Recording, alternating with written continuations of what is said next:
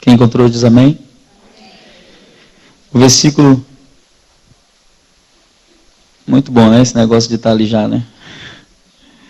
Versículo de número 19. Diz assim: E em toda a terra de Israel nenhum ferreiro se achava, porque os filisteus tinham dito, para que os hebreus não façam espada nem lança. Agora vamos ler o versículo de número 22, que diz assim: E aconteceu que no dia da peleja não se achou nem espada nem lança na mão de todo o povo que estava com Saul e com Jonatas.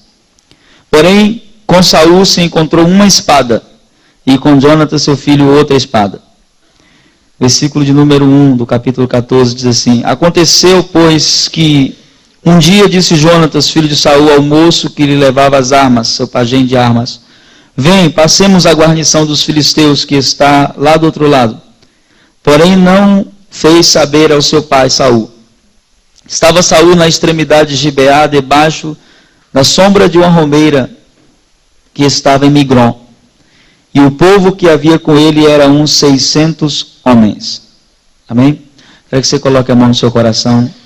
Diga assim comigo: Espírito Santo, que a tua palavra prospere na minha vida. Que essa semente possa dar muitos frutos. E que o Espírito do Senhor seja glorificado na minha vida, através de tudo aquilo que essa palavra produzirá em mim, em nome de Jesus. Amém? Queridos, esse texto tem sido algo que tem queimado em meu coração nesses últimos dias. Nós temos falado a muitas igrejas, e nós temos ido a vários lugares, e sempre que nós vamos à igreja, nós temos a preocupação de falar uma mensagem da parte de Deus que seja para a igreja, e não para alguém em particular dentro da igreja, mas para que sirva para a igreja como corpo. Nós temos entendido que esses últimos dias muitas coisas têm sido faladas dentro da igreja que não trazem proveito para a igreja, e que trazem proveito às vezes para algumas pessoas dentro da igreja em particular, mas que na vida da igreja não tem uma resposta. Aquilo que tem sido dito, muito tem se pregado, muito tem se falado nesses últimos dias, mas poucas palavras das que têm sido faladas dentro da igreja, principalmente por profetas, não têm sido palavras que têm falado da vida da igreja, daquilo que Deus tem para a igreja. E nós entendemos que nenhum projeto de Deus está vinculado a uma pessoa de forma particular. E nós às vezes esquecemos disso, de que o projeto de Deus para a sua vida e tudo que Deus tem para a sua vida está ligado ao propósito que Ele tem para a sua vida.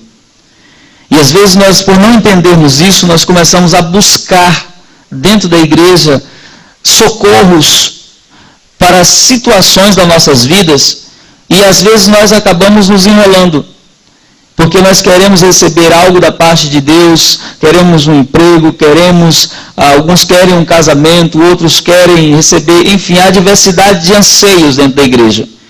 Mas todos os anseios que nós temos, eles serão supridos quando nós estivermos ligados ao propósito que Deus tem para a nossa vida. Quando você descobre isso, quando você descobre qual o propósito que Deus tem para a sua vida, as coisas de Deus começam a acontecer ao seu redor. E você não recebe nada que Deus não tem para a sua vida. Eu não tenho hoje o meu coração muito descansado em Deus. E eu sempre digo para Ele: Deus, eu não movo uma palha em torno do ministério que o Senhor tem me dado.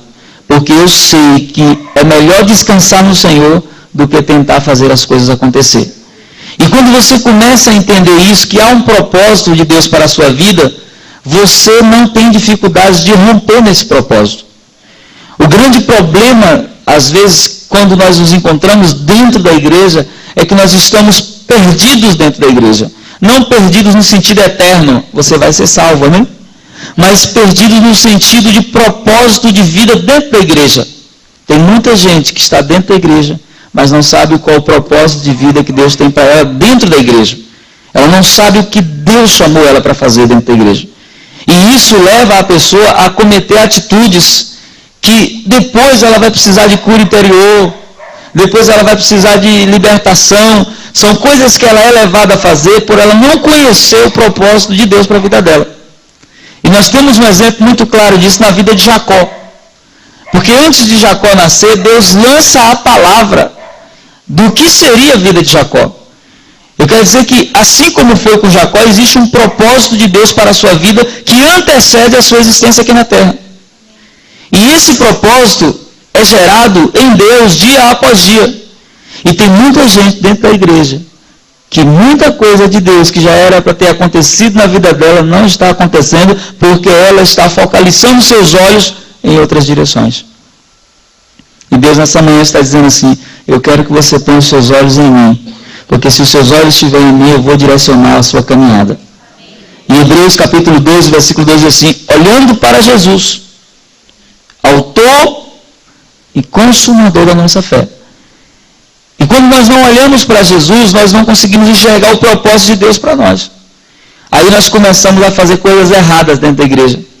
Nós começamos a tentar chegar aonde queremos.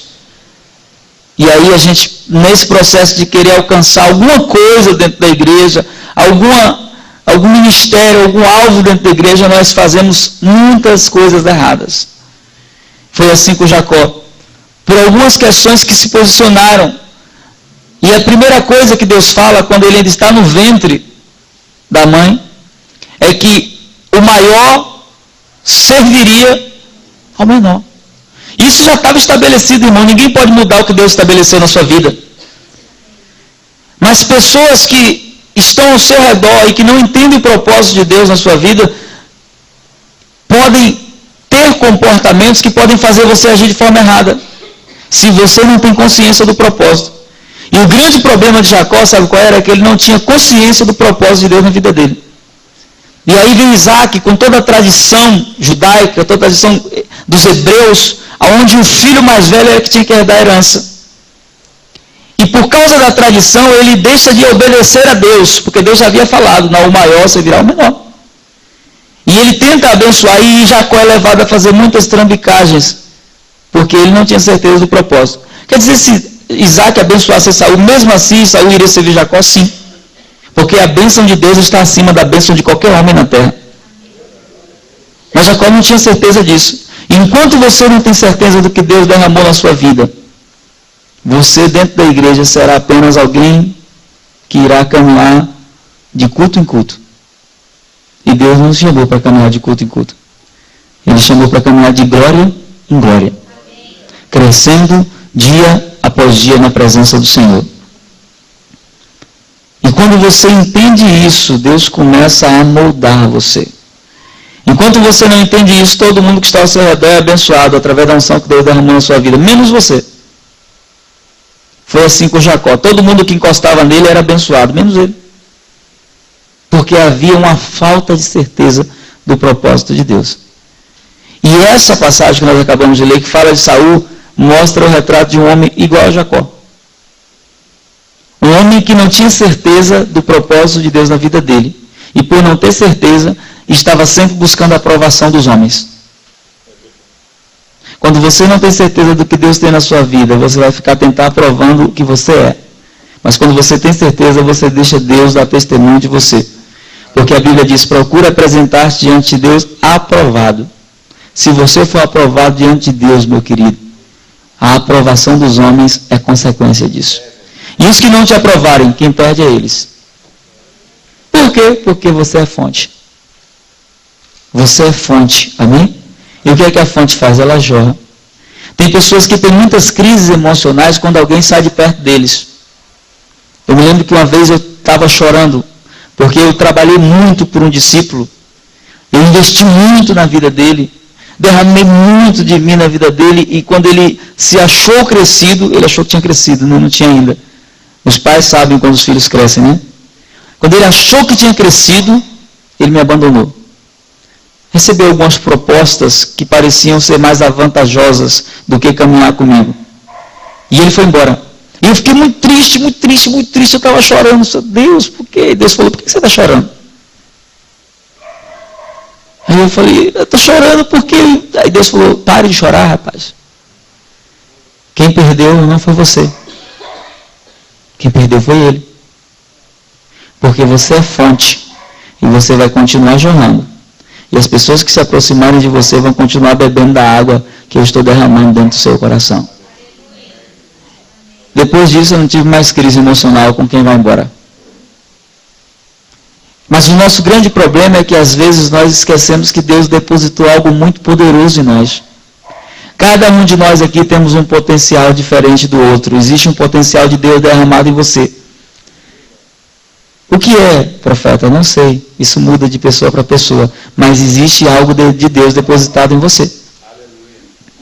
E esse texto conta uma história muito interessante.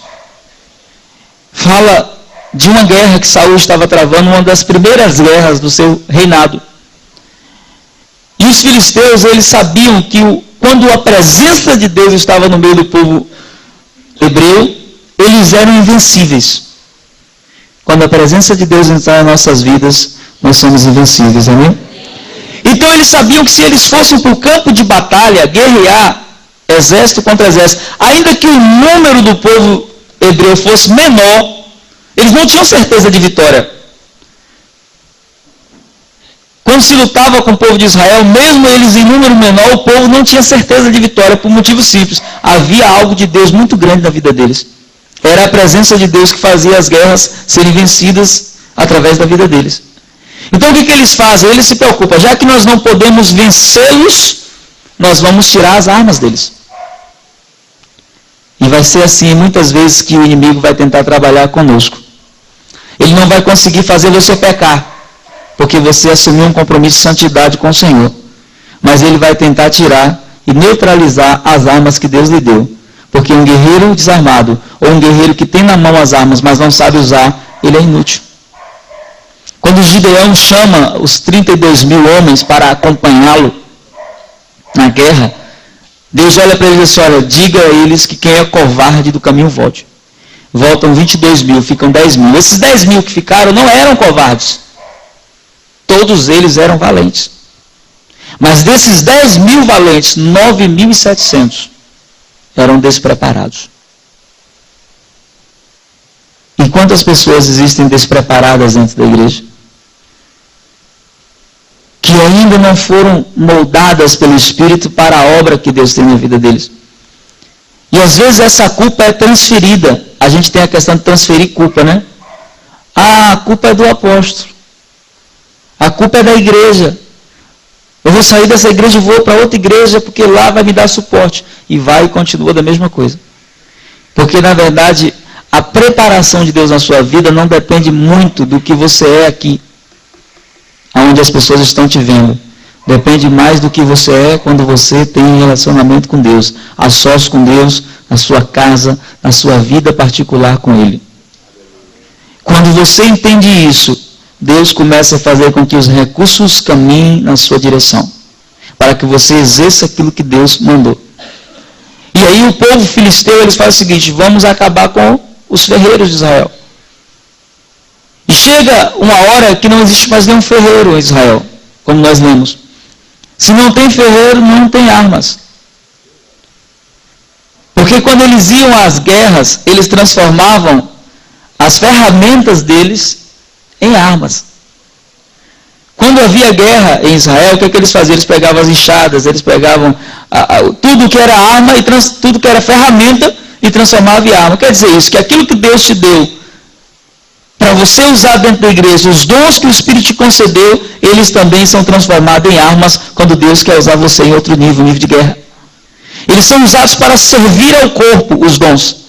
Eles são usados para servir como ferramentas, para você trabalhar dentro da igreja local. Mas quando chega o tempo da guerra, Deus converte isso em uma arma poderosa em suas mãos.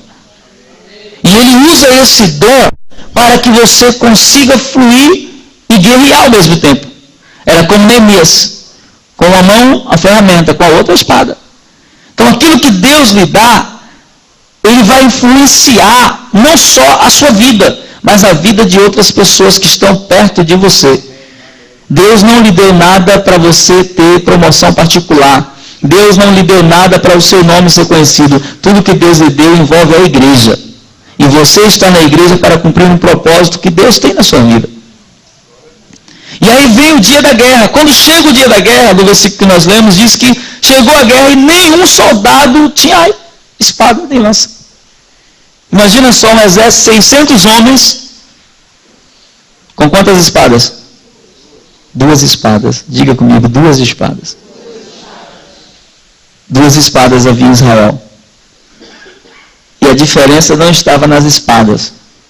A diferença estava nas mãos de quem estava com elas. Todos nós que estamos aqui recebemos uma espada do Senhor. O que é a minha? Não sei. O que é a sua? Não sei. Tem pessoas que perguntam, né? Eu sei os que são as minhas, que Deus me deu. Eu tenho uma definição muito clara de o que são elas.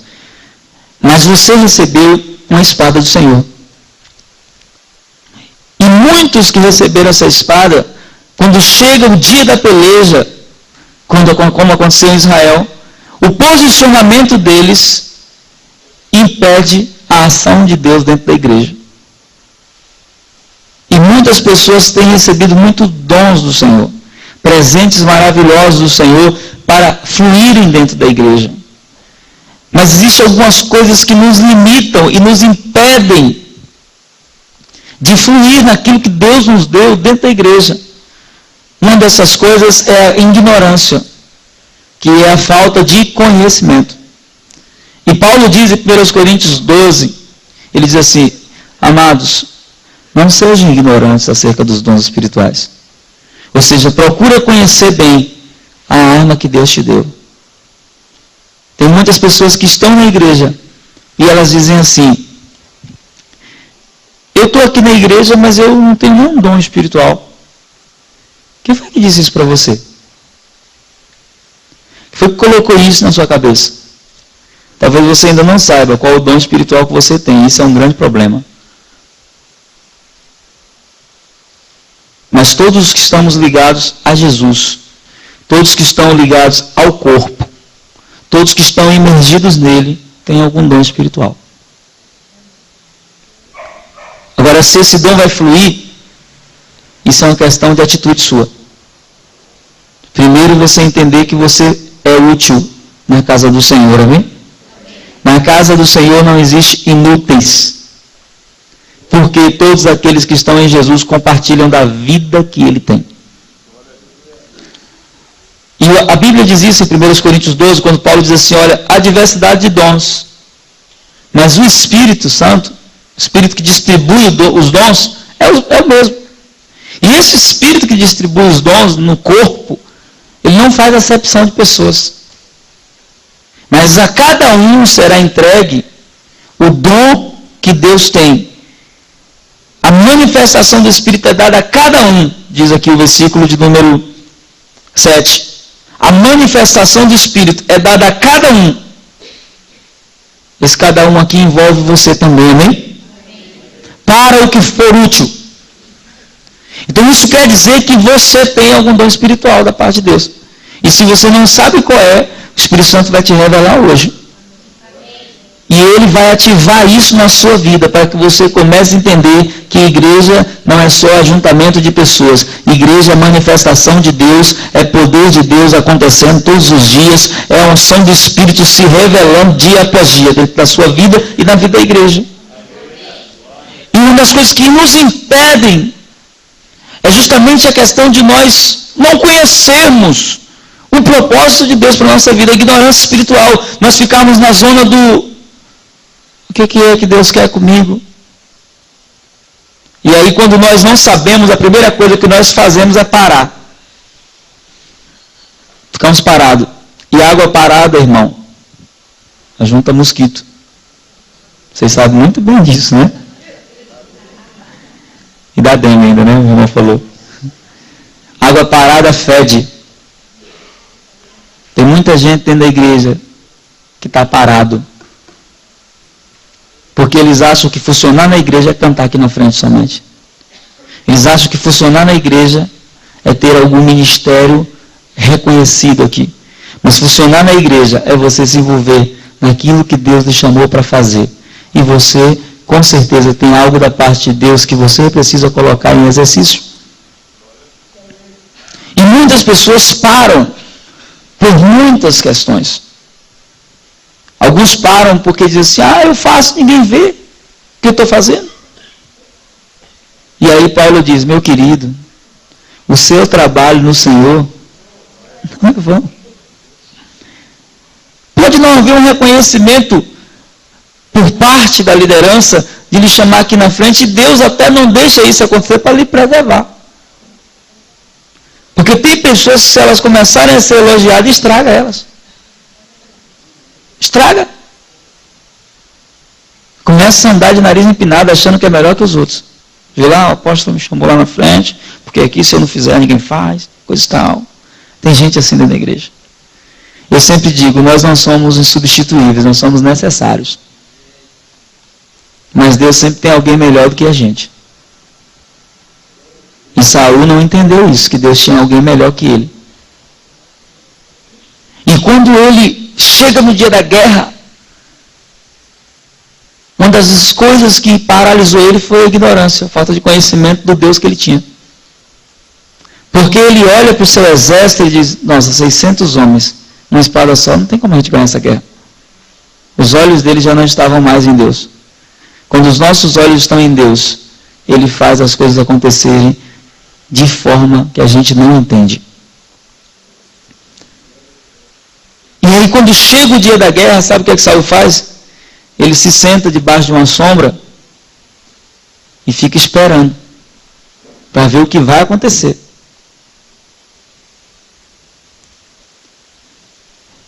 Ele tinha um problema terrível de saber agir na hora certa.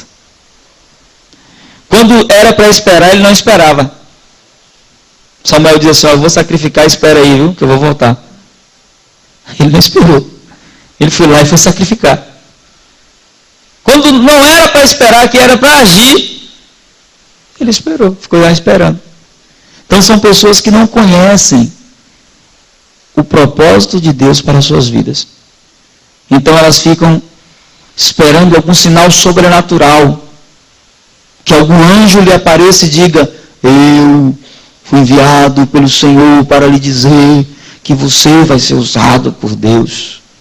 Ou esperando que algum profeta chegue para ele e diga assim, meu servo, eu tenho uma grande obra na sua vida. Ele quer algum sinal mirabolante, meu irmão. A Bíblia já diz que você foi chamado com um propósito. Se você entender isso, é só fluir naquilo que Deus te deu. Amém? As manifestações sobrenaturais seguem o chamado, não é o contrário. À medida que você for entrar para fazer aquilo que Deus mandou você fazer, você vai provar o sobrenatural de Deus. Mas ninguém prova o sobrenatural de Deus sentado debaixo da sombra. Deus só se revela a pessoas de coração destemidos, que não se acomodam e ficam de braços cruzados esperando ver o que vai acontecer. São pessoas que olham a situação, percebem que Deus precisa de alguém e eles dizem, eis-me aqui. Envia-me a mim. Faz a tua obra acontecer na minha vida. E Saul fica lá parado com 600 homens. Imaginando, como é que a gente vai entrar lá? Como é que a gente vai fazer? Aí o que acontece? Diga assim, uma espada inútil. Tinha duas espadas só, uma que estava na mão de um inútil. De alguém que não tinha coragem para acreditar no que Deus tinha dado para ele. E tem muita gente dentro da igreja que se tornou inútil. E não é inútil, porque não existe inútil na casa do Senhor, amém? E ele se tornou, por quê? Porque ele só quer fazer alguma coisa que destaque ele. E Deus tem procurado nesses últimos dias homens e mulheres que têm um coração como o de João Batista, que diz assim, importa que ele cresça e que eu diminua. Porque nós somos amigos do noivo. O amigo do noivo, ele só prepara a festa. Quando o noivo chega, ele sai de cena. Porque a glória é dele, a honra é dele, a adoração é dele, ele que tem que ser adorado. E quando você entende isso, você começa a caminhar dentro do que Deus te deu. E você vai assim, mas o que Deus me deu é tão pouco. A Bíblia diz que esse pouco pode virar muito. Vai depender da sua atitude. A sua fidelidade no pouco pode levar você a ter muito mais do que muitas pessoas que já têm muito e ao invés de aumentar, está diminuindo. E aí às vezes a gente não entende isso e ficamos parados como Saul. Dá uma balançada no seu irmão e faz assim, ó. Acorde. Para o que Deus tem para a sua vida, diga para ele. Amém? E Deus tem algo para a minha vida, profeta? Tem. E eu quero dizer que esse algo que Deus tem é muito maior do que você pode imaginar, pensar, sentir. Está ligado ao que Ele fez, não ao que você vai fazer. E o que Ele fez por você? Ele fez um investimento tremendo na sua vida. Ninguém tem coragem de investir num fracassado. Você vê a Nike, a TIM só quer investir em alguém de sucesso, não é isso? Pessoas que estão em destaque, né? Vou investir em fulano porque ele está em destaque. Deus investe em pessoas que não estão em destaque. Depois ele destaca, porque isso é papel dele. Deus não tem problema em nos honrar. O problema, na verdade, é quando Deus nos honra, como nós nos comportamos. Mas Deus tem prazer em nos honrar. Ele diz, se você me honrar, eu vou te honrar. Se você for fiel, eu vou exaltar. Porque quando você é exaltado, o nome dele é glorificado através da sua vida. Então Deus não tem crise em nos exaltar. Ele é muito curado, ele não tem problema. Ele está nem aí, se você vai se soberbecer, ele mesmo lhe derruba, ele não deixa nem o diabo lhe derrubar. Porque tem gente que pensa, né? Fulano ficou soberbo, agora o diabo vai derrubar ele. Não, o diabo está falando assim, glória, porque agora é menos um, vai me dar trabalho. Porque o soberbo, quem derruba, não é o diabo, é o Senhor. Mas Deus não derruba para matar, né? Como o diabo. Deus derruba para tratar. O diabo derruba para matar. Deus derruba para tratar. Deus fala, não, deixa eu fazer ele voltar de novo para onde ele começou, para ele lembrar que ele só foi até onde ele foi, porque eu quis que ele fosse. E às vezes a gente não entende isso. Que o agir de Deus na nossa vida está ligado às nossas capacidades. Você sabia que Deus não trabalha com seus talentos e capacidades? Por isso ele lhe deu dons? Se Deus trabalhasse com nossos talentos e capacidades, Ele não nos daria dons. Nossas capacidades e talentos já seriam suficientes para a gente fazer tudo na igreja. Aí que a gente chega e fala assim, eu canto muito bem, aleluia, isso é só um talento. Mas o dom flui através da sua voz quando há uma ligação com o Espírito. Tem pessoas que são ótimos organizadores de eventos, aí vem para a igreja e quebra a cara. Já viu pessoas assim? Que era organizador de evento lá fora, ele vem achando que vai arrebentar na igreja. Só que o talento dele não é útil para o reino.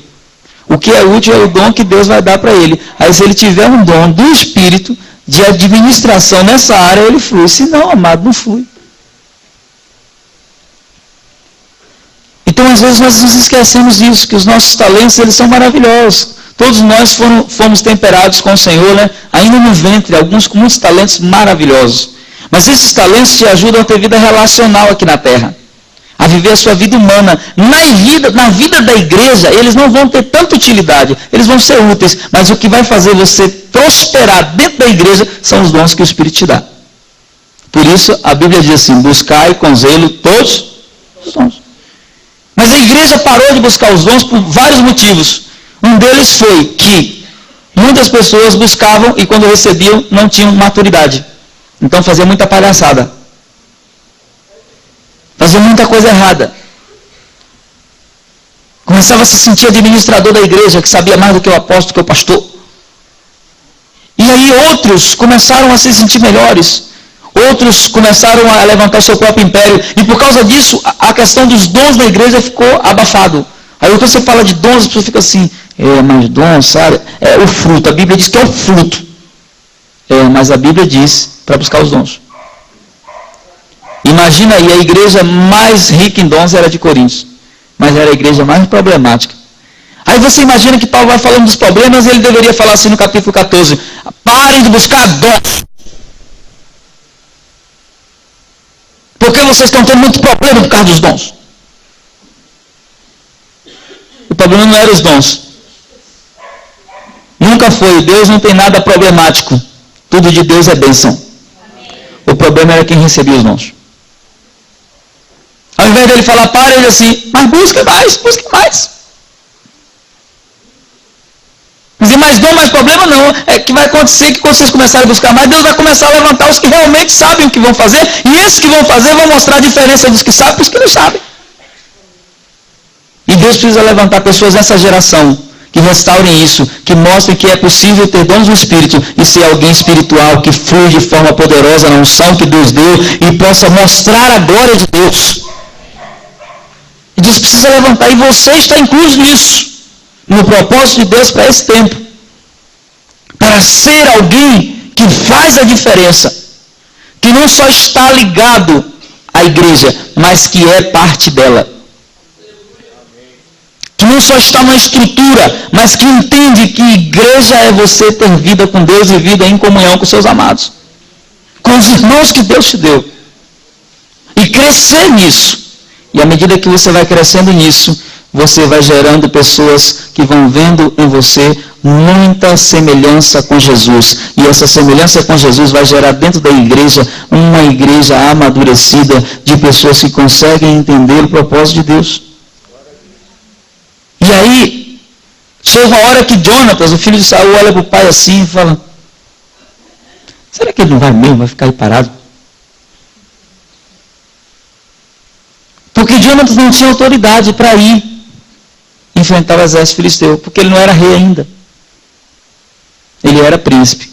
E Jonatas, para mim, na Bíblia, é o cara mais definido que eu conheço. Ele não tinha crise de identidade. Ele sabia que ele era herdeiro do trono, mas ele chega para Davi e fala assim, toma minha capa, quer dizer, se for você, que seja você. Eu vou continuar te amando. Eu vou continuar sendo seu amigo. Toma minhas armas. Ele compartilha do que Deus deu para ele por direito com Davi. Ele não tinha crise de identidade. Quem teria que ter medo de Davi não era Saul. Era Jonatas. Porque por direito o trono era dele. Mas ele era tão definido que ele falou assim, Davi, é o Senhor quem escolhe. Quando o Senhor escolhe, eu tenho que entender a escolha do Senhor. Eu não posso ficar brigando contra Deus. A escolha do Senhor não vem da forma que a gente imagina. Ele sempre tem surpresas que às vezes faz a gente ficar, aquele? Como pode? Mas esse Deus que nós conhecemos, Ele escolhe as coisas que não são para envergonhar as que pensam que são. E Ele escolhe as coisas loucas desse mundo para confundir aquelas que pensam que têm sabedoria. Porque é Ele que faz, é Ele que opera em nós, tanto querer como efetuar, segundo a vontade dEle. Então Jonatas era alguém muito definido, um guerreiro maravilhoso. Uma das questões que destacava ele era o coração dele com Deus. Ele sabia que Deus era Deus na vida dele. O nosso grande problema é que às vezes nós não sabemos disso. A gente fica buscando a aprovação dos homens. Você precisa entender que Deus é Deus na sua vida. E que Ele pode fazer muito mais do que qualquer pessoa. Salmo 118, versículo 8, é melhor confiar no Senhor do que nos homens. E quando a sua confiança está no Senhor, você faz o que Ele fez. Aí chega a hora que ele chega para o pajem de armas e diz assim, vamos invadir a guarnição dos filisteus? E a Bíblia diz que ele não comunicou a Saul, porque ele sabia que se ele fosse falar, Saul ia dizer, não faça isso. Então você não pode compartilhar os propósitos de Deus com todo mundo, você tem que compartilhar com as pessoas que Deus mostrar para você, porque tem pessoas que ao invés de lhe animar, vão lhe colocar lá embaixo. Vou dizer para você assim, o que você? Quer dizer, eu acho que Deus errou. Deus não erra. Quando Ele escolhe com um propósito. Então ele foi lá falar com Saul, porque ele sabia, se eu for lá falar com meu pai, a gente vai perder essa guerra. Então ele fala assim, você vai comigo? E o pajem de arma diz, onde você for eu vou. Deus vai colocar pessoas do seu lado, que vão ser pessoas aliançadas com você, para que o propósito de Deus na sua vida se cumpra. E quando essas pessoas chegarem, o Espírito Santo vai sinalizar e vai dizer, é essa, porque você não pode fazer alianças erradas dentro do chamado que Deus tem para a sua vida. E E Deus vai trazer, da onde? Do norte, do sul, do leste, do oeste. Ele vai trazer pessoas. E quando chegar até você, o Espírito Santo vai falar assim: eu trouxe essa pessoa para se aliançar com você. E depois que essa pessoa se aliançar com você, Deus vai derramar sobre a sua vida uma unção sobrenatural. Quando nós entendemos que Deus se move através de alianças, nós podemos ver a glória de Deus. E aí ele fala assim: vamos lá, vamos invadir a guarnição dos filisteus. Aleluia, botou água aqui. E ele vai. Só existiam duas espadas, amados. Só existiam duas espadas em Israel. Uma na mão de Saul e outra na mão. Nesta manhã, você é quem? Saul ou Jonathan? Você nem sabe quem é, porque você nem respondeu, né? Você é o quê? Então, a primeira qualidade nele, ele tinha um coração que confiava 100% em Deus.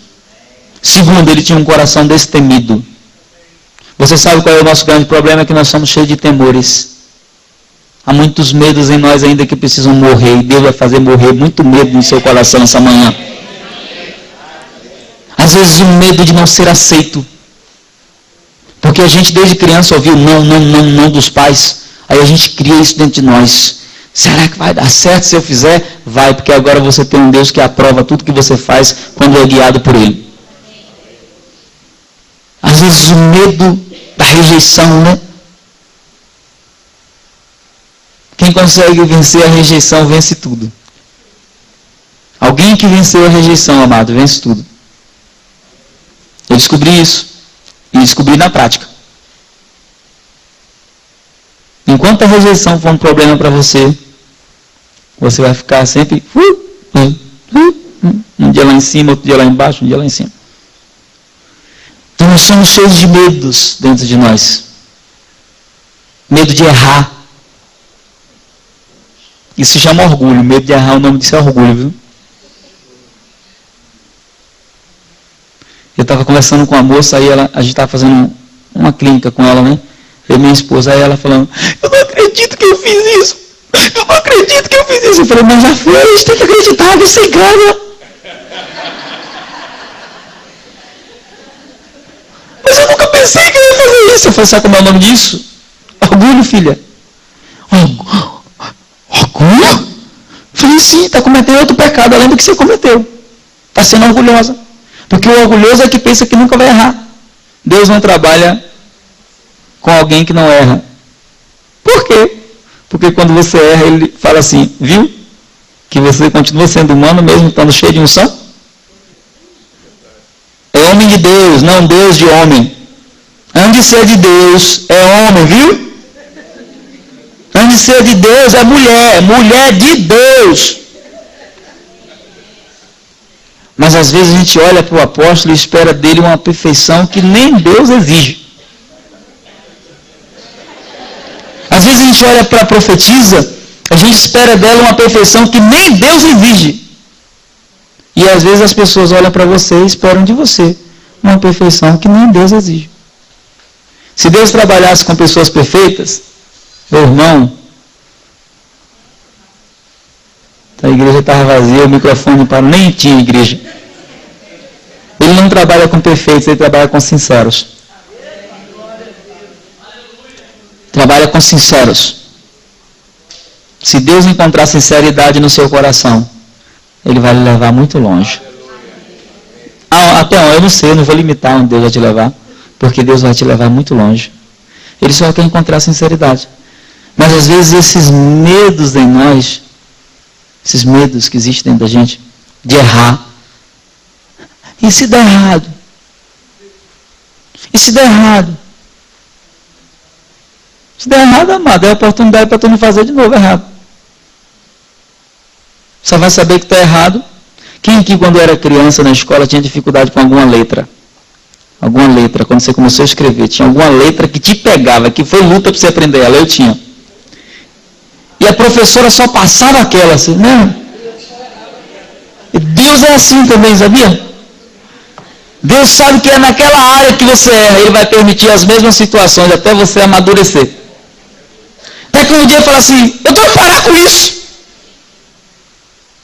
Eu não posso mais fazer isso. Eu tinha um problema muito sério devido ao meu temperamento sanguíneo e hemorrágico que eu sou. Então, eu tinha uma crise com o horário. Se marcasse 10, eu só chegava a 11, 10 e meia, com a maior cara de pau, como se nada tivesse acontecido. E eu tive um pastor, que na verdade, ele é um apóstolo, ele sabe disso, apesar de não ter um reconhecimento, mas o apostólico na vida dele é uma característica verdadeira. Foi um dos primeiros apóstolos que eu conheci de verdade. E esse apóstolo, que ainda está intitulado de pastor, eu trabalhei com ele durante 2 anos. E a gente tinha um escritório de aconselhamento cristão. Trabalhei muito tempo com cura interior, com libertação. E aí era eu que abria as segundas-feiras. Aí ele falava assim comigo: Sandro, você vai chegar aqui hora segunda? Eu falava: 8 horas eu estou aqui. Quando eu chegava 8 horas, ele estava sentado na escada assim, me esperando. Aí eu chegava e falava: ô, bom dia, apóstolo. Bom dia, pastor. Ele: bom dia. Aí eu abria, ele não falava nada. Ele não dizia assim: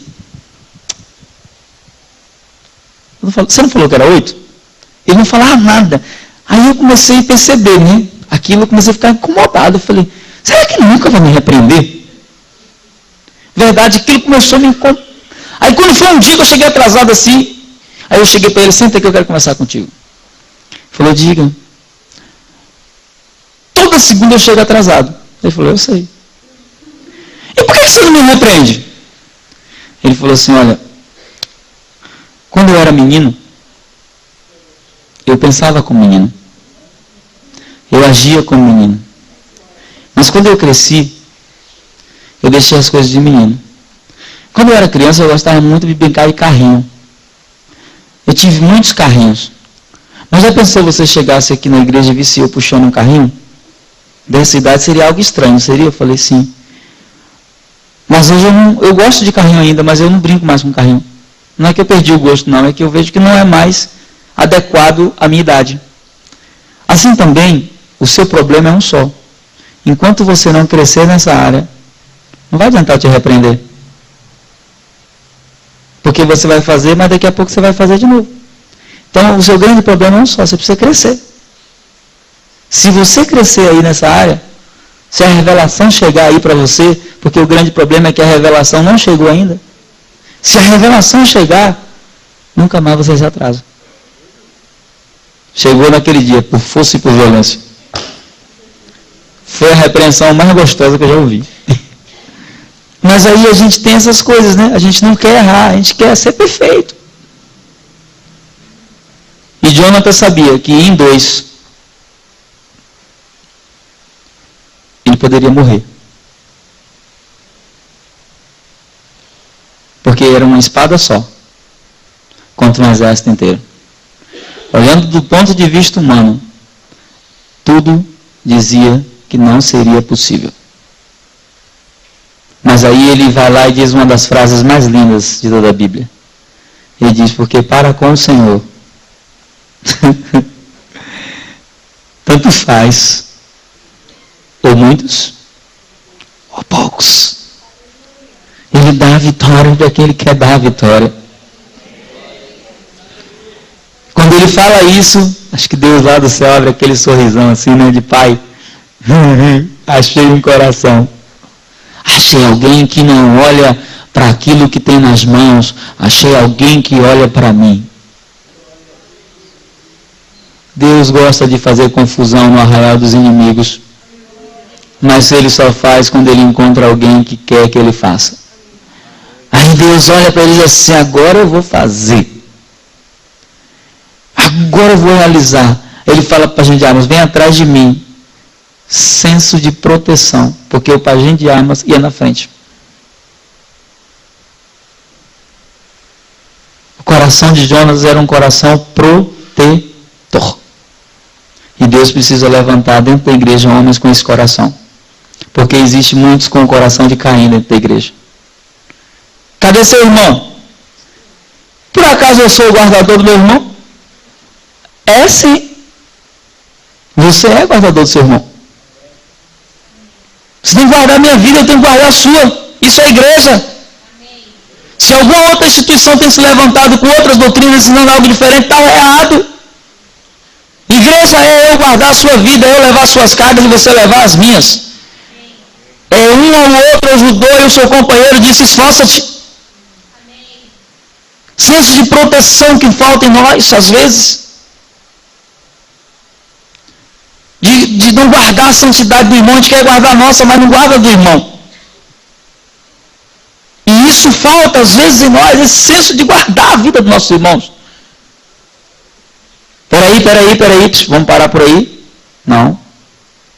Cuidado com o que você está falando, essa pessoa é meu irmão.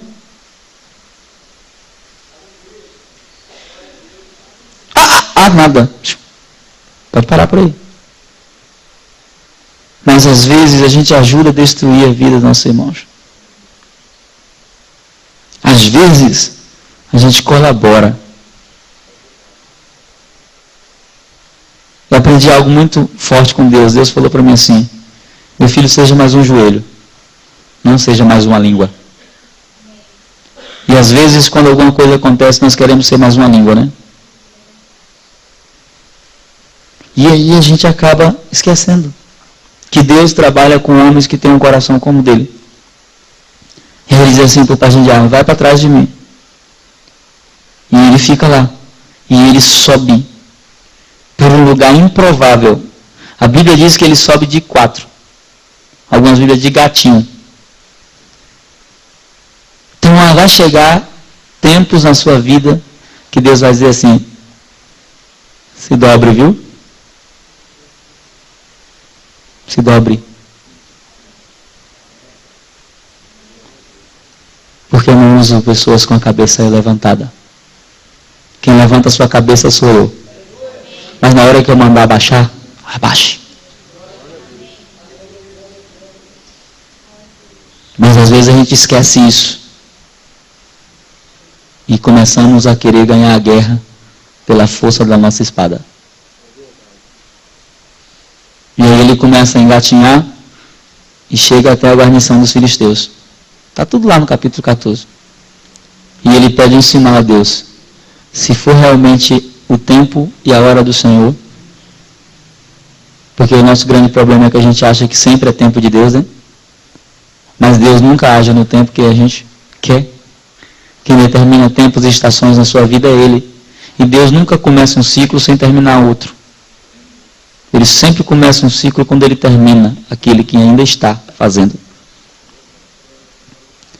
Aí ele vai e pede o sinal. Se a gente chegar lá, eles vão nos confundir com um deles, vão nos chamar dizendo: vem para cá.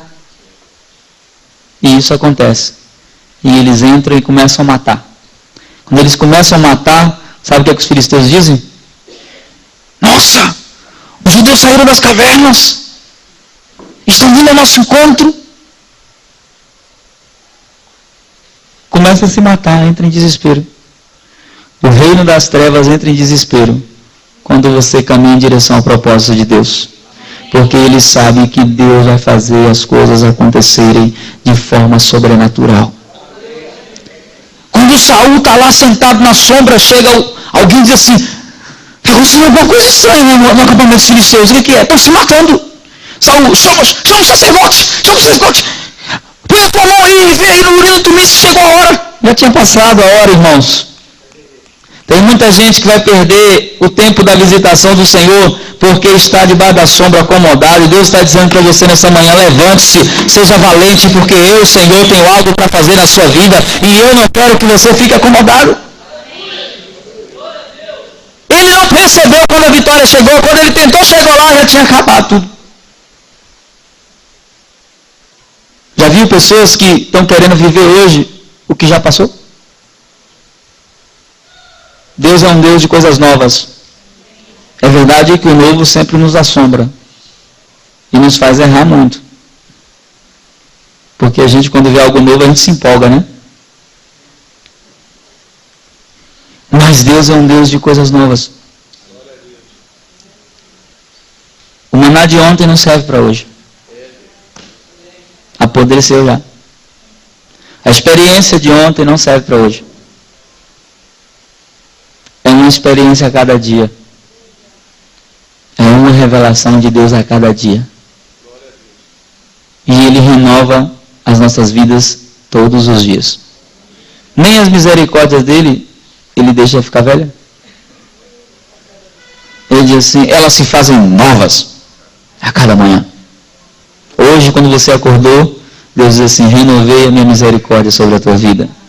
Amanhã, quando você acordar, ele vai dizer assim, renovei a minha misericórdia sobre a sua vida. Depois de amanhã também ele vai dizer, renovei, renovei, renovei, renovei. Por quê? Porque nós vivemos um dia de cada vez. O pensamento humanista quer que a gente viva tudo ao mesmo tempo. Mas Deus não trabalha assim. Ele quer que você viva um dia de cada vez. Sabe por quê? Porque senão você vai ficar com depressão. Nosso grande problema, as pessoas que são depressivas, é que elas querem viver tudo ao mesmo tempo. E a Bíblia diz que basta cada dia o seu... Peraí, já tem o mal de hoje, mano? Por que está preocupado com o mal de amanhã? Nem chegou. Basta o mal de hoje, querido. Basta o mal de hoje. Tem gente que vive o mal de hoje e ainda está trazendo o mal de ontem. Sabe? Mas aconteceu, já era, não pode mudar mais. Tem que caminhar em direção a Deus agora. E cada dia tem o seu mal, amém? Mas cada dia também tem o seu pão. Ele disse, o pão nosso de cada dia nos dá hoje. Por que ele colocou um pão todo dia? Porque o diabo coloca o mal todo dia. E como Deus não fica devendo nada para ele, para o infeliz, desgraçado do diabo, então ele falou assim, se você manda um mal todo dia, eu mando um pão todo dia. Que é o pão, a presença, a revelação, o rema dele, todos os dias. Quem está com fome dentro da igreja está porque quer. Mas não teve culto hoje, mas teve pão de Deus para você. É que você talvez não tenha percebido. E ele diz assim, ó, o pão é para os filhos. Quais são filhos? Então digo, o pão é para você, irmão. Mas tem gente que não tem consciência de filho e fica comendo migalha. E quem come migalha vive doente. O lugar do filho não é debaixo da mesa comendo migalha. O lugar do filho é sentado na mesa comendo junto com o pai. Existe um lugar na mesa de Deus para você e ele diz para você nessa manhã, vem comer comigo, meu filho, porque você tem direito de sentar aqui. Não seja como Mefibosete, quem sou eu, Senhor, para sentar à mesa do rei? Você tem descendência real. Você é filho do rei dos reis, do senhor dos senhores. Há um lugar para você na mesa dele. E aí quando você entende isso, meu irmão, começa a ser curado. Quando Saul acordou, já tinha acabado a guerra. Quem foi que rompeu com os filisteus? Foi o Jonas. O quê? Quando ele não podia contestar, né? Porque a vitória era verdadeira. Teve que engolir goela abaixo. Que quando não se faz o que Deus mandou fazer, Deus levanta outro melhor para fazer. Então nessa manhã eu quero dizer, Deus te deu algo tremendo. Deus depositou um potencial espiritual muito grande na sua vida. Deus te deu uma espada. E Ele está dizendo para você nessa manhã, coloque seus olhos em mim. Tenha um coração destemido. Tenha senso de proteção. Seja ousado, porque eu vou fazer coisas grandes através da sua vida. Amém? Então, nessa manhã, o Espírito Santo ativará a sua vida num outro nível e mostrará que Ele é Deus de continuidade e que você ainda precisa comer pão nessa manhã. Sabe por que você precisa comer pão nessa manhã?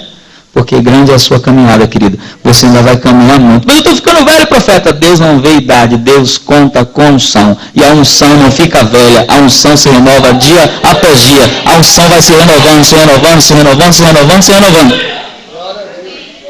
E Ele quer renovar a unção na sua vida agora. Fique de pé. Ele quer renovar a unção na sua vida agora. Oh, rebacalabachanda, rabacalabassura, mané. Comece a falar com Ele. Comece a colocar-se diante dEle com o coração destemido.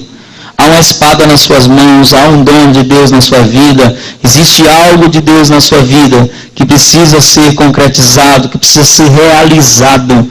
E isso depende mais de você do que dele, porque do que depende dele, Já está tudo resolvido. Ele não errou quando Ele escolheu, Ele não errou quando Ele chamou, Ele já conhecia suas limitações, Ele já conhecia quem você era, Ele já sabia os seus erros, e é Ele que vai trabalhar em você nessa manhã para que o propósito dEle se realize. Então abra sua boca e comece a orar. Faça a sua oração. Esse é o momento de você orar. É você que precisa orar agora. Porque eu não posso orar.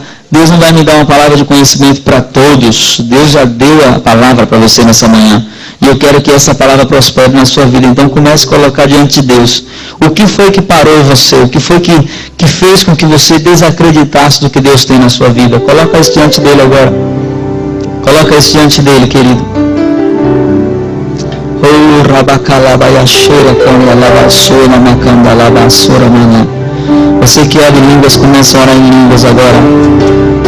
Os mistérios de Deus vão se revelar a você nessa manhã. O Espírito Santo vai se revelar a você de uma forma como nunca antes.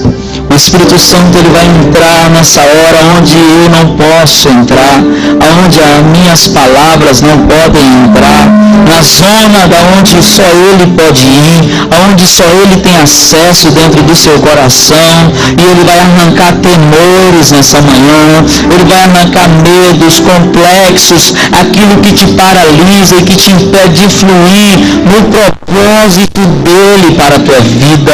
Oh, Ele entra nessa manhã dentro de você, Ele mexe com a sua estrutura espiritual, os dons que estavam adormecidos, que não estavam fluindo, nessa manhã eles serão ativados em um novo nível.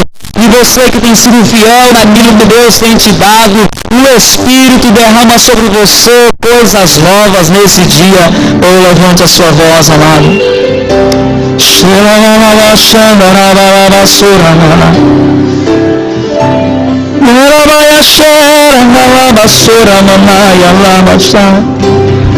Cheira, canta, labandaia, sela, mandala, baixandarai. Não é força, não é por violência, é pelo Espírito que Ele vai fluir. Oh, levante sua voz na adoração a Ele.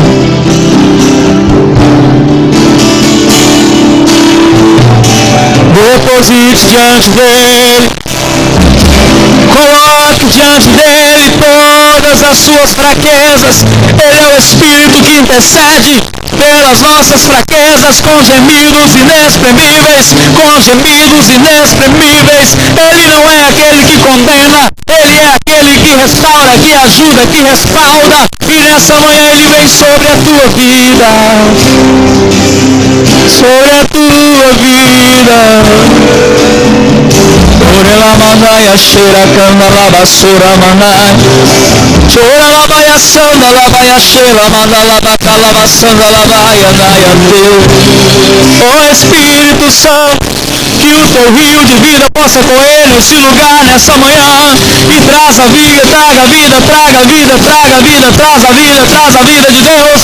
Oh, vida de Deus, fluindo no teu interior, fluindo no teu ventre, águas vivas do Espírito, águas vivas do Espírito, que vão regar os dons que Deus te deu, e essa semente vai brotar, essa semente vai prosperar, essa semente vai trazer benefícios para a igreja, para o corpo, vida de Deus,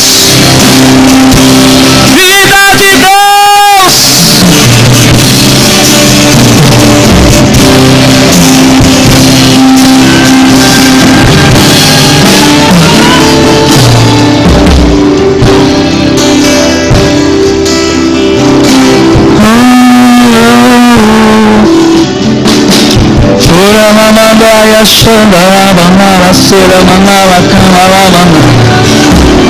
Há um poder imenso quando nós oramos sozinhos. Quando nós oramos sozinhos, nós podemos concordar com o Espírito Santo e trazer à existência muitas coisas. Mas há um poder muito maior quando nós oramos juntos.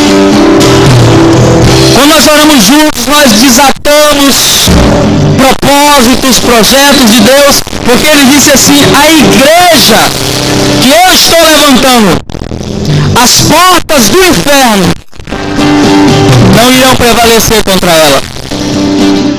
Então é um poder tremendo quando nós oramos como igreja. Eu queria que você orasse agora com alguém.